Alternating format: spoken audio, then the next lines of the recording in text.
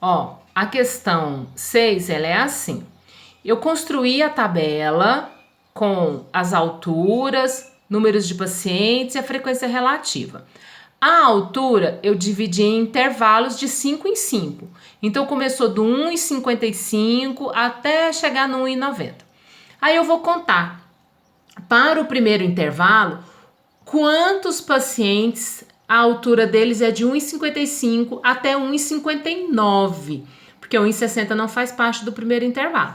Então, olhando isso aqui, eu vou contar quantos tem. Então, eu conto que 4 pacientes têm a altura entre 1,55 e 1,59. Aí eu venho aqui, ó, e coloco isso na minha tabela. 4, tá vendo? Esse número aqui, ó, 1,55 até 1,60, esse 1,60 não faz parte desse intervalo, porque ele é aberto aqui. Então, ele vai fazer parte desse aqui. Então, eu vou contar para o primeiro intervalo. Quantas pessoas, quantos pacientes tem de 1,55 até 1,69, porque o 1,60 não está aqui. Aí, eu conto de 1,60 até 1,64. Conto de 1,65 até 1,69 e assim por diante.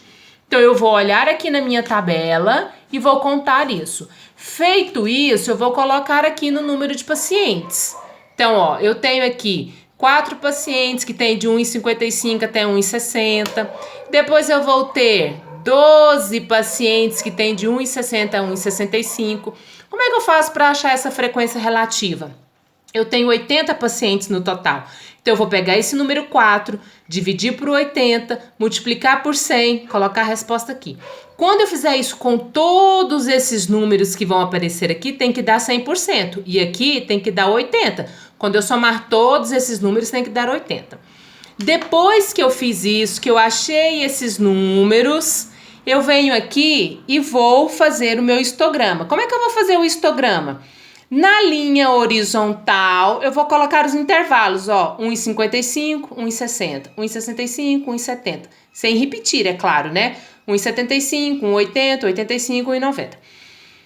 Aqui eu vou colocar aqueles números que eu calculei em ordem crescente, do menor para o maior. Então, quando eu fiz isso aqui, eu vou pegar esses números e vou distribuí-los aqui na vertical.